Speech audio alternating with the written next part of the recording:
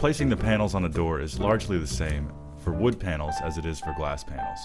Simply find the side of the door that has the removable stops, pry each stop out a little bit in the middle to expose the nails, remove the nails, which has already been done for the purpose of this video, and lift the stops out vertically. At this point you can remove the panel. In this case, we're replacing the old frosted glass panels with clear panels. While cutting glass by hand is not impossible, we've refurbished this old Fletcher glass cutting machine that does the job much faster.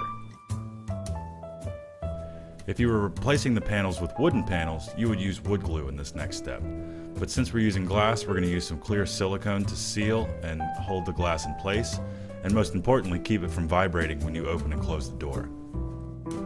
Now you simply reinsert the stops, use a nail gun with the appropriate sized nails to secure them in place, and when you finish up, go back and fill all your holes with wood filler. Just sand and paint and you've got a fully refurbished door. This has been another Quick Tip Tuesday.